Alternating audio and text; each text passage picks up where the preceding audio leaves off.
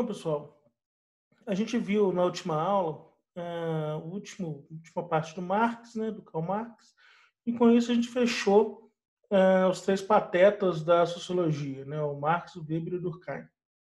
Agora, nessa aula, a gente vai começar a ver um pouco sobre a sociologia pós-Segunda Guerra Mundial, que vai ter mudado bastante, porque a Segunda Guerra Mundial marcou imensamente a história da humanidade e, obviamente, isso se reflete nas ciências sociais.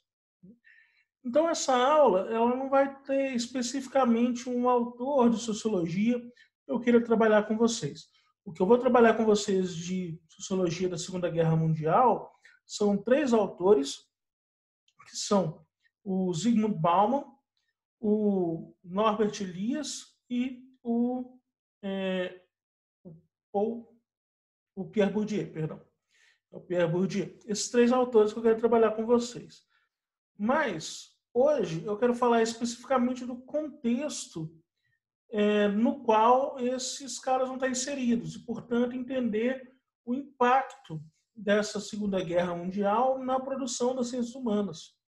Esse é o objetivo nada modesto da aula de hoje. E aí eu vou falar um pouco para vocês de alguns autores relevantes, como Jean-Paul Sartre e Freud. Né? Vamos dar uma olhada, então. O mundo pós-guerra, a gente tem, então, a crise dos antigos paradigmas. Né? Um paradigma é algo que define uma sociedade e que, portanto, define uma crença ou define um princípio científico. É uma certeza que a sociedade tem. E a Segunda Guerra Mundial levou ao colapso desses antigos paradigmas. Se a sociedade sabia com certeza que o progresso científico levaria ao desenvolvimento humano, se a, a sociedade imaginava que era através da ciência que ela conseguiria se desenvolver, bom,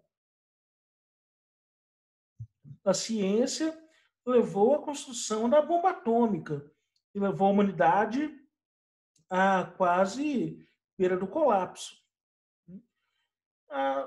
Se a sociedade humana acreditava que a filosofia traria as grandes respostas para as coisas, bom, a filosofia reforçou os regimes totalitários, ou permitiu os regimes totalitários.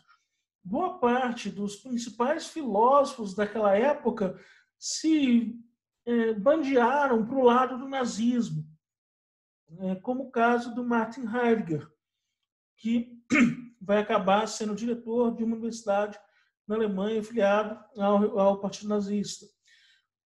Então, se tudo parecia muito bem, se tudo parecia próspero na virada do século XIX para o século XX quebrou todas as ideias de progresso humano que a sociedade havia construído até então. O progresso humano só levou à derrocada dos homens. E por isso, aquelas antigas certezas não pareciam mais tão certas assim. Por isso, aquelas antigas certezas eram agora grandes dúvidas. E é nesse mundo das pessoas com medo do progresso científico, com medo do desenvolvimento da ciência, com medo do que podia acontecer a partir daí, sem ter para onde ir, porque não acreditavam que o progresso levaria a um futuro melhor. E, obviamente, não queria retroceder ao passado, porque o passado era a Segunda Guerra Mundial. As pessoas presas nesse grande problema são as pessoas do pós-guerra. Bom, há para mim dois livros bastante importantes que retratam esse período. Entre Quatro Paredes, do Jean-Paul Sartre, e Esperando Godot, do Samuel Beckett. Eles vão ser publicados ali no período pós-guerra, especificamente, salvo engano, na década de 50 e depois no começo da década de 60. Né? Eu não tenho certeza da data, mas é por aí. E, para mim, eles vão representar uma espécie de síntese do problema que tinha se estabelecido. Bom, começamos pelo Esperando Godot, né? Ah, claro, antes eu consegui no YouTube duas apresentações dessas peças. São ambas peças de teatro, né? E que, se vocês se interessarem, basta clicar nas imagens que o link vai direto para a peça, né? Então, assim, o primeiro, né, o Entre Quatro Paredes, é uma leitura da peça por atores e tal, e o segundo é um filme do Esperando Godot, né? Mas vamos ao problema central das peças, né? O Jean-Paul Sartre é o pai do existencialismo, né? Então, de certo modo, ele acredita, né, ele tinha escrito um ensaio chamado Existencialismo é o Humanismo, no qual ele denuncia o grande problema que a humanidade tem, que é acreditar que ela faz as coisas por causa dos outros. E que, de certo modo, é uma atitude covarde da sociedade querer arrumar desculpas por aquilo que ela faz, quando, na verdade, deveria assumir a responsabilidade daquilo que fez. Dizer isso no contexto em que ele está dizendo, do pós-Segunda Guerra Mundial, é especialmente importante. A humanidade como um todo admitir a responsabilidade pelo que aconteceu. Não apenas culpar os alemães, mas também culpar os omissos, também culpar os outros países, culpar o mundo todo por uma crise que foi mundial. Bom, Entre Quatro Paredes não é um título por acaso.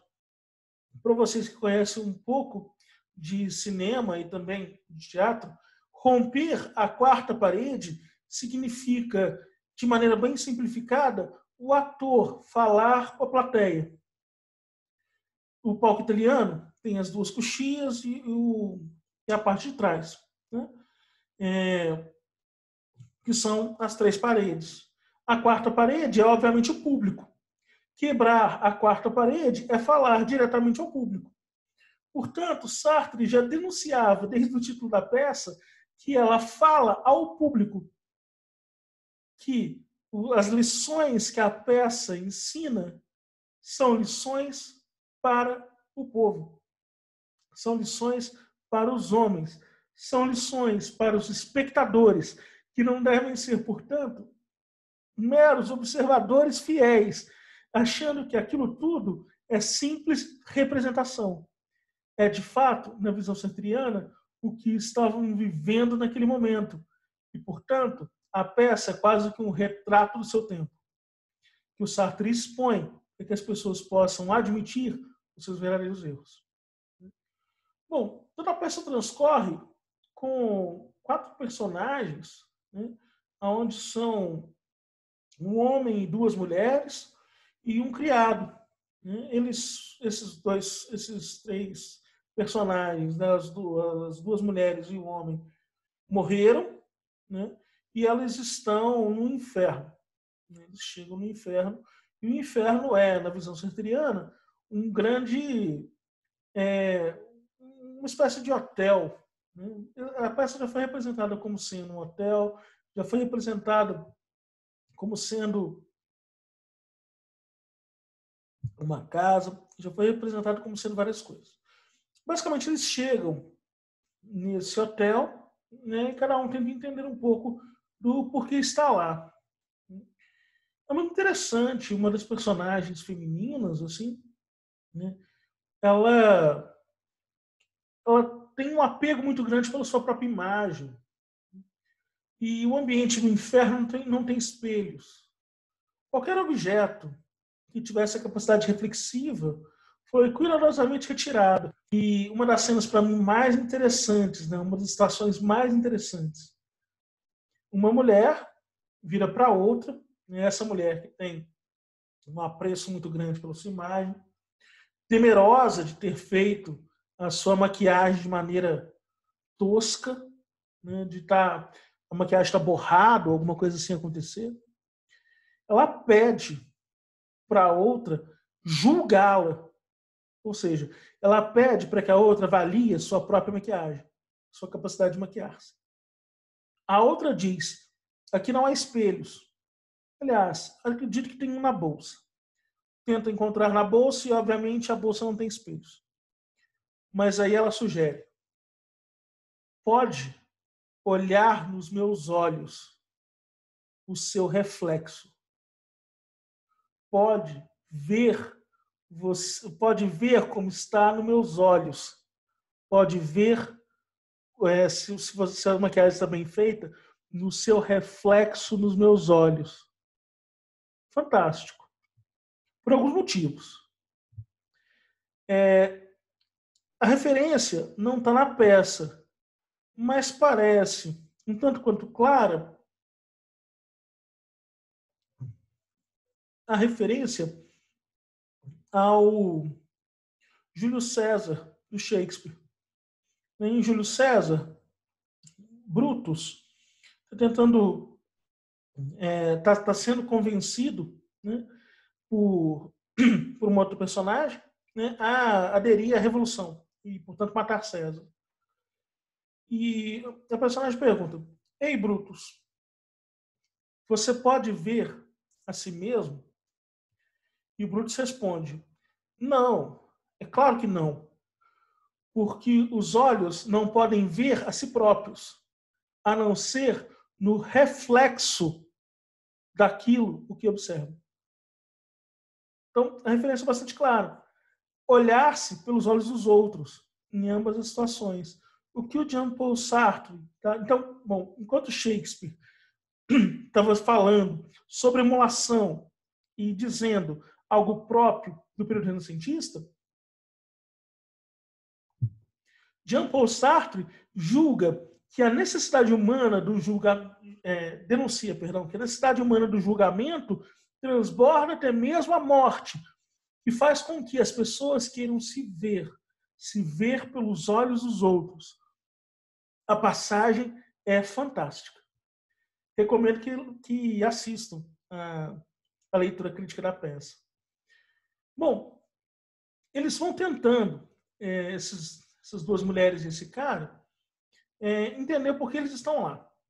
E, aos poucos, eles percebem que vão passar o resto da eternidade naquele lugar e que não serão livres se eles não puderem dizer uns para os outros o que fizeram e admitir, de certo modo, os seus pecados. Então, o homem começa. O homem diz que ele era um homem que abusava de sua esposa, judiava dela de todas as maneiras. Chegou a ter uma amante que morava na mesma casa e a esposa dormia em quartos diferentes. E toda manhã a esposa levava café da manhã para os amantes na cama. O pior marido do mundo, não é? Ora, ele dispensa a esposa, né? E por conta disso, depois da sua morte, ele vai para o inferno. A segunda, né, uma das mulheres, diz que ela estava lá porque matava os seus maridos, né? Ela matava os homens de sua vida. Ela envenenava, fazia-os passar mal. Ela tinha uma amante, né? Essa primeira mulher era uma lésbica, e aí ela abandonou o marido para viver com outra mulher, né? E isso fez com que o marido se sentisse muito mal e ele acabou morrendo em função disso, né? Por conta disso, ela não sente remorso algum. Então. E a terceira mulher, que é a que queria ver-se nos olhos da outra, tem talvez a história mais assustadora.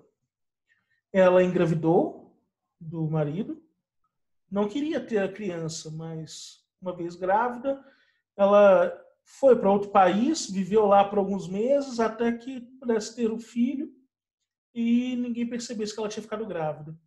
Depois, isso era bastante comum na época, a criança seria criada como um membro da família, filho de outra pessoa, porque ela era na época muito jovem. Mesmo assim, ela não queria criar a criança. Ela amarrou uma pedra nos pés da criança e jogou a criança no meio das águas.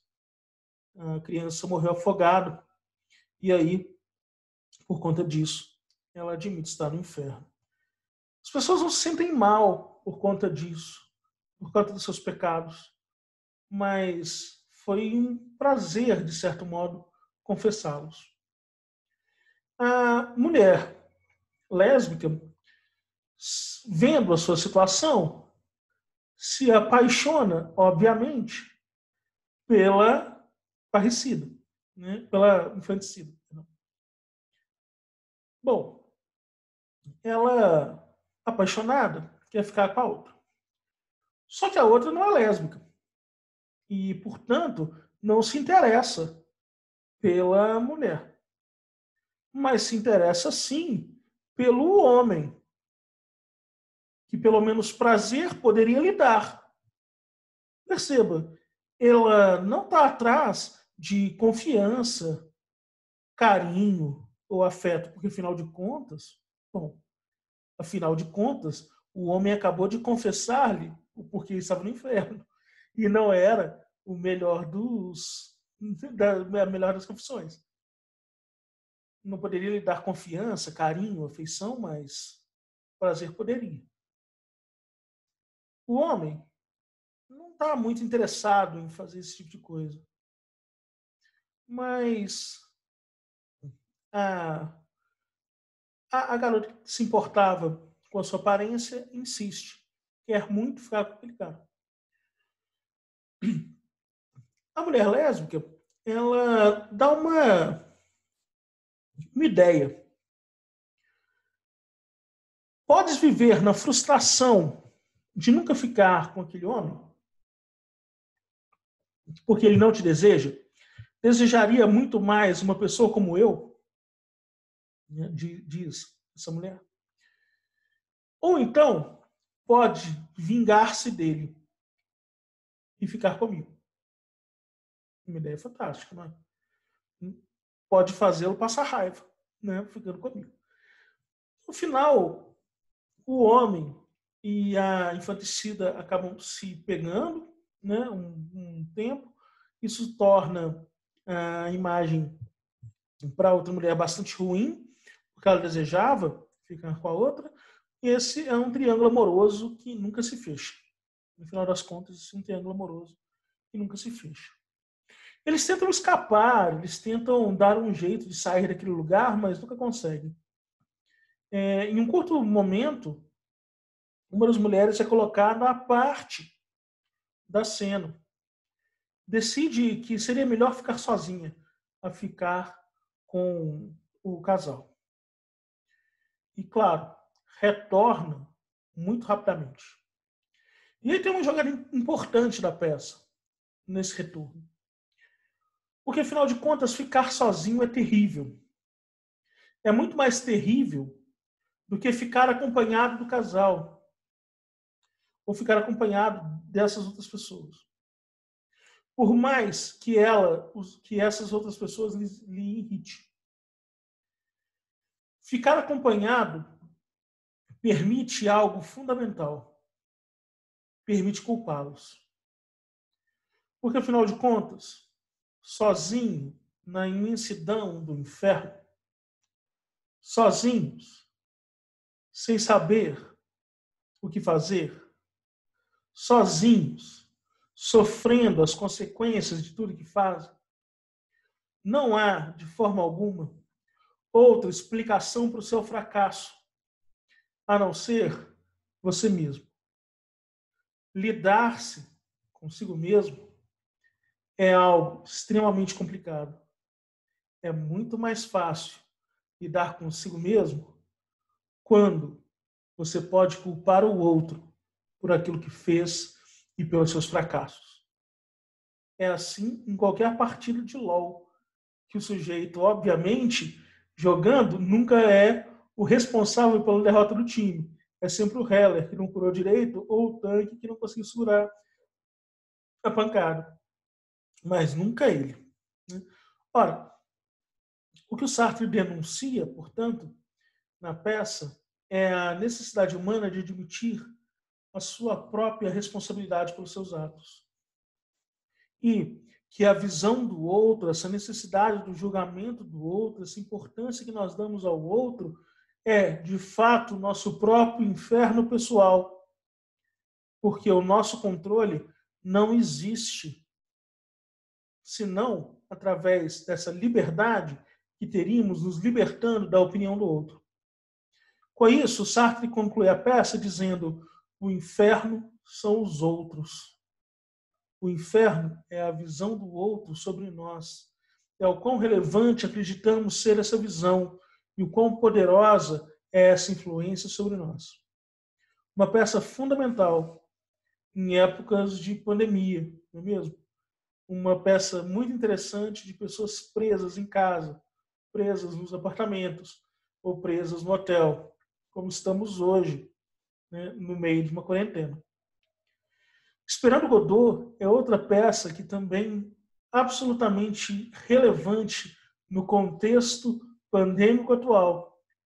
Esperando Godot, do Samuel Beckett, mostra uma desilusão completa. Esperando Godot conta a história de dois mendigos. Já foi contado assim. Dois mendigos. Onde são 5 personagens na peça ao todo, mas os personagens principais são esses dois caras. Eles chegam numa praça na cidade, onde tem simplesmente um banco ou uma pedra e uma árvore já toda acabada, né? Uma árvore morta. Eles chegam e um pergunta ao outro: chegamos. É aqui mesmo? É, foi aqui que combinamos. É aqui que encontraremos Godot. Pois bem, vamos encontrá-lo. Sabe quando ele vem? Disse que seria logo. Logo ele chegará. Deve estar por vir. A peça transcorre. O personagem se senta, tira a bota, joga uma pedra que tem dentro da bota no chão, né, e nada acontece. Essa peça é uma tragédia, uma comédia do absurdo. A gente vai ver por quê daqui a pouco. A gente acaba rindo de cenas que são absolutamente trágicas. Mas, bom, a outra personagem tira uma marmita e começa a comer pedaços de frango ou algo do tipo. E os dois discutem, faz frio hoje, não está acontecendo nada, né? Então, é verdade. Ah, quer saber? Vamos embora? Vamos. Vamos? Não, não podemos.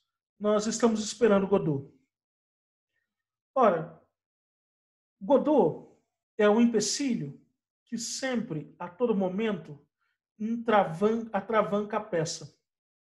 É um empecilho que não deixa que a peça se mova e que, portanto, faz com que as personagens fiquem estáveis no mesmo lugar. Bom, a personagem Godot não aparece na peça. E aí já dando um spoiler de que ela não vai chegar, né? Mas o título também não é por acaso.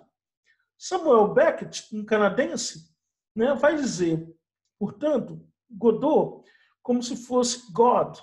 É como se aqueles personagens estivessem esperando por Deus, que nunca chega.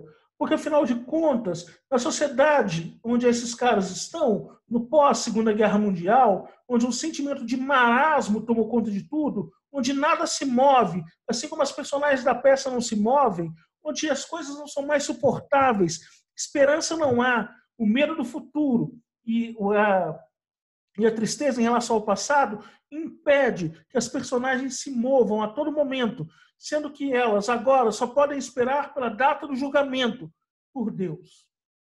É mais ou menos isso que Samuel Beckett está tentando ensinar para a gente, ou mostrar para a gente nesse contexto. A peça não se move. As personagens continuam discutindo e qualquer forma de ação é rapidamente interrompida pela necessidade de esperar em Godot. Eles não podem sair do lugar, eles têm que esperá-lo. Uma das personagens dorme, enquanto a outra, muito triste, resolve se matar. Ele tira a corda que amarrava a calça. que servia de cinto. Faz um laço e pretende se enforcar na árvore. Ateia a corda da árvore, coloca a corda em volta do pescoço e salta. A árvore, obviamente morta, se quebra. O galho cai na cabeça da personagem e as calças, pela falta do cinto, caem também. A personagem, que acabou de tentar se matar, passou de uma cena absolutamente dramática para uma cena onde ela está no chão, caído, porque o seu plano deu errado, e ele agora está, além de tudo, sem calças. A plateia ri. Ri do absurdo. Ri da tragédia. Ri de uma cena da qual as pessoas não deveriam rir, obviamente. Essa peça me marcou muito durante a adolescência, foi quando eu li, porque eu li junto com um amigo meu, quando a gente fazia teatro, né? E ele teve uma visão completamente diferente da minha, né? Ele leu a peça como se fosse realmente uma tragédia, né? Onde as coisas não acontecem, os personagens não se desenvolvem, e ele não conseguia ver aquilo com graça. Bom, eu li a peça e nesse momento estava rindo pra caramba. E em vários momentos da peça eu a li como uma comédia. Esperando Godot é uma peça bastante excêntrica que pode se comportar ora como tragédia, ora como comédia, a depender do seu humor. Bom, ao final, né, então, não satisfeito em fazer um ato onde nada acontece, Samuel Beckett escreve ainda um segundo ato, onde os personagens continuam discutindo a necessidade de esperar Godot, e nada acontece. Por 1h10, as personagens estão presas esperando Godot. E a peça termina com a movimentação das personagens, a desistência delas de esperar o tal Godot? Claro que não. A peça termina da mesma forma que começou. As personagens dizendo, vamos embora? Vamos. Não, não podemos, porque estamos esperando Godot. As cortinas se fecham e a peça acaba. O que o Samuel Beckett denunciava nesse momento era a falta de mobilidade da população, a falta de capacidade que eles tinham para perceber como agir, para mudar a situação que eles viviam, para fazer diferente, porque eles estavam no meio de um conflito entre o receio do progresso e a vergonha do passado. O presente não tem sentido senão pelas nossas expectativas e senão pelas nossas memórias.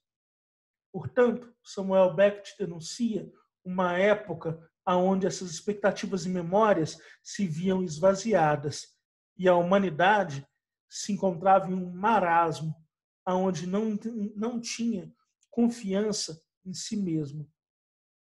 Só podiam esperar por Godot. É uma peça absolutamente fantástica, apesar de, claro, parada. Mas é justamente por ser parada, instável, que ela demonstra para a gente como o sentimento de marasmo perpassava a época do pós-guerra. E hoje ela se torna, infelizmente, mais e mais atual. Bom, o mundo pós-guerra, eu ainda queria falar para vocês um pouco sobre a busca, então, de novos temas e interpretações. Se o mundo pré-guerra tinha os seus próprios temas, como economia, política e tal, era preciso agora que as ciências encontrassem novos temas para se debruçar, porque, afinal de contas, elas falharam miseravelmente em resgatar a paz após a Primeira Guerra Mundial. Resgatar a paz, essa falha, foi concluída com a Segunda Guerra. Ou seja, eles não só falharam, fizeram pior. E agora era preciso encontrar novos temas para se debater. O sentimento de latência e desconforto com o valor da ciência é outra característica fundamental do pós-guerra. E a busca pela expansão e abertura dos campos de pesquisa. Essas aberturas podem se dar, por exemplo, pela psicologia social, né, que é tentar entender como a sociedade funciona, como a psicologia das massas funcione, por aí vai. E as questões de minorias, né? Que as minorias sociais que também começam a ter bastante voz nessa época, quebrando uma espécie de monopólio cultural sobre uma cultura de Estado, que vocês conhecem, né, que eu já discuti com vocês, que seria uma ideia de nacionalismo, de uma cultura nacional, e agora começam as questões minoritárias a ganhar bastante força. E aí, um outro autor que eu queria falar para vocês hoje é O Mal-Estar da Civilização, do Freud. É um texto bastante importante para a gente entender esse contexto, né, de como o mundo da guerra e do pós-guerra vão funcionar. Então, o que Freud vai dizer no mal-estar da civilização? Na visão do Freud existe o princípio de prazer, né, e que é o desejo baseado no instinto, como se fosse uma espécie de desejo primordial, vontade primordial. E aí, desse princípio do prazer, há também um princípio de realidade, né, que se contrapõe ao princípio do prazer. Vamos imaginar que eu vou dar um exemplo como Freud daria, que eu acho que fica mais próximo do real, mas eu poderia dar outros exemplos. Né? Ele diz assim: eu, Pedro, tenho um desejo ao nascer, que é o meu princípio do prazer. É o meu desejo instintivo, né? Que beira o animalismo, praticamente. Né? Então, é o meu desejo de instinto, né? É o meu lado instintivo. Esse meu desejo é um desejo sexual. Eu tenho uma atração pela minha mãe. Porém, sempre que eu quero, né, ficar com a minha mãe, sempre que eu tenho desejo de permanecer com ela, desde que eu me percebo como exterior ao corpo dela, né, e que, portanto, desejo retorno àquele ambiente seguro e de apetite, né, sempre que eu quero aquele conforto, o meu desejo, o meu princípio do prazer, conflita com o meu princípio de realidade. Qual que é o princípio de realidade? Minha mãe vive com o meu pai e ela é a esposa dele. Resultado, eu não posso acessá-la a todo momento porque ela está com ele e ele é mais forte que eu, mais poderoso do que eu e mais belo do que eu. Por isso ela prefere ele. Por isso ela está com ele. Meu princípio do prazer conflitou com o meu princípio de realidade. Do conflito entre princípio do prazer e princípio de realidade, nós criamos um real insuportável. Eu não suporto mais essa relação, onde há um apetite pela minha mãe que é frustrado constantemente pela presença do meu pai. A criança desenvolve uma vontade, um desejo pela eliminação do concorrente. Portanto, pela morte do pai. Até o momento onde ele percebe que a criança, né, ela percebe que a vitória é impossível. Resultado, por causa da força do pai, a vitória é impossível. Resultado, ela abandona essa concorrência inicial e agora passa a imitar o pai. Imitar porque acredita que, fazendo como ele faz, seria capaz de um dia seduzir a mãe. Porém, claro, a criança também não seduz a mãe. Mas ao longo do desenvolvimento, quando esse processo vai se consolidando, a criança desenvolve um afeto e um apetite por outras pessoas, que não a mãe. Mas percebam que o afeto inicial é o afeto com a mãe. Mas, uma vez que eu não consigo ficar com ela, eu tenho de outras pessoas. Eu poderia dar o exemplo como se vocês tivessem atração por um ator muito bonito da Rede Globo ou de outra novela qualquer. Ou de uma mulher muito bonita de algum lugar.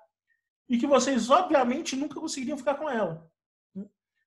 Casais têm muito disso, né? O casal vira e fala, não, a gente vai ficar junto e tal, a não ser que a fulana de tal, que é uma atriz de tal lugar, ou né, alguma coisa do tipo, dê em cima de mim. Aí eu vou desistir, alguma coisa assim. Né? Ou seja, coloca um ideal que nunca aconteceria, né? E isso vira até uma espécie de piada dentro dos casais. Né? Mas então, basicamente, eu tenho lá a minha atração pela minha mãe, frustrada constantemente pelo meu pai, ela vai ser interiorizada em mim, e aí eu desisto, de certo modo, do meu sucesso nessa empreitada. Porém, é claro, eu consigo procurar agora novas parceiros, né? Outros parceiros que não minha mãe. Na busca, eu procuro algo que me atrai naquela parceira, que está, obviamente, vinculado ao meu desejo pela minha mãe. Porém, mais do que isso, na busca de uma parceira, eu busco também derrotar o meu pai. Porque a minha parceira será, obviamente, mais jovem que minha mãe, mais atraente que minha mãe e mais bela do que a minha mãe. E eu vou mostrá-la, tanto para minha mãe, como uma forma de vingança, quanto para o meu pai, como uma forma de frustrá-lo. Tá vendo? Eu consegui, eu rompi esse negócio. Agora eu tenho a minha própria relação de afeto. E essa relação de afeto é socialmente vista com muito melhores olhos do que a sua relação. Porque a minha relação é muito mais bela, é muito mais jovem, é muito mais duradoura. Né? Tem muito mais apetite sexual do que a sua. Bom, com isso, teoricamente, ele rompe esse princípio do prazer. Só que tem um problema. A castração e o recalque são os momentos onde princípio do prazer e princípio de realidade conflitados, né? Sempre que o princípio do prazer é frustrado pelo princípio de realidade, isso gera uma castração. Então, todas as vezes que eu tentei ficar com a minha mãe e não consegui, por causa da presença do meu pai, isso resulta na castração. Agora, quando eu interiorizo essa castração e eu desisto de conseguir aquele objeto, desisto conscientemente de conseguir aquele objeto, de desejo, que no caso é minha mãe, eu recalco esse desejo. Só que o recalque não apaga o desejo. Ele simplesmente o remodela no seu inconsciente. Castração e recalque modelam o comportamento do sujeito a partir do conflito entre princípio de prazer e princípio de realidade. Portanto, o recalque me permite lidar com a minha frustração. Porém, eu não apaguei o meu desejo. Eu simplesmente o remodelei no meu inconsciente. E vira e mexe, esse desejo, ele aparece. Ele se torna visível. Né? Não sobre o mesmo objeto, mas sobre outros objetos. As frustrações que eu tive vão se tornar, de novo, visíveis por conta da minha por conta de algum trauma, alguma coisa que tenha acontecido, de algum evento que dispare essa minha lembrança. Bom, a sociedade de consumo, então, na visão do Freud, claro, isso não acontece só com o apetite sexual, mas também com o desejo de consumo, com o desejo de qualquer coisa. Né? Então, a sociedade de consumo amplia a nossa noção de desejo, mas não amplia o nosso acesso aos objetos desejados.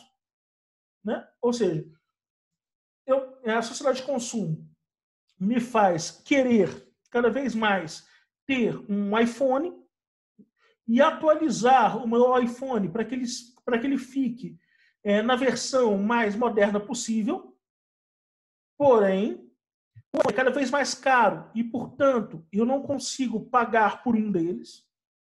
Ou a sociedade de consumo me faz desejar um PS5, porém, o preço do PS5 é inacessível a mim e, portanto, eu não consigo obtê-lo de maneira lícita. Resultado, a sociedade de consumo, na visão do meu estado de civilização, ela reforça não diretamente os objetos de desejo, mas o que ela reforça de verdade é o real insuportável. A sociedade se torna cada vez mais insuportável porque o desejo se torna cada vez maior. Tem como resultado, então, o aumento dos distúrbios mentais. Se o real insuportável aumenta, portanto, os distúrbios mentais. A crítica à civilização como produtora de restrições ao desejo. Esse é um ponto fundamental do uma história da civilização. Criticar a própria civilização como produtora dessas restrições de desejos que resultam no aumento do real insuportável, que tem como consequência final o aumento dos distúrbios mentais. Não é à toa que esses distúrbios têm aumentado exponencialmente até hoje e que a sociedade de consumo cria objetos de desejo exponencialmente até hoje. Se a hipótese do Freud estiver correta. Quais são esses distúrbios? São neuroses obsessivas e histerias. Uma neurose obsessiva é um sintoma psicológico que tenta reconciliar a distância entre o objeto, entre o desejo e a realidade, produzindo um comportamento padronizado que, caso não executado, leva ao desconforto. A obsessão é quando você, de certo modo, tem um sintoma psíquico, então não é um sintoma físico, é um sintoma psíquico, que faz com que o seu comportamento seja padronizado, como se fosse correto se comportar de uma determinada maneira. Isso te ajuda a lidar com as frustrações do dia a dia, te ajuda a lidar com a sua falta de controle sobre si mesmo.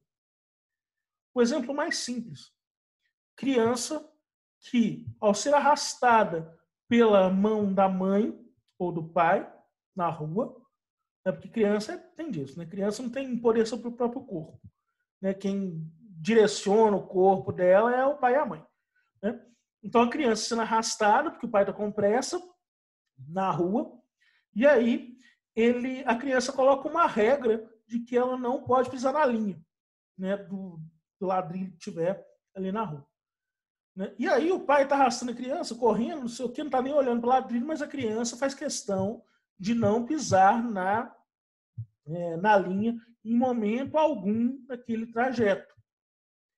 Porque, afinal de contas, se ela não tem controle nem sobre o próprio corpo, pelo menos o controle de não pisar na linha ela terá. Outro sintoma: criança que segura cocô e xixi até fazer na calça. Se eu não posso escolher a roupa que eu vou usar, se eu não posso escolher com quem eu vou me relacionar, se eu não posso escolher nada da minha vida porque tudo é decidido pelos meus pais, pelo menos o controle biológico do momento de ir ao banheiro eu tenho.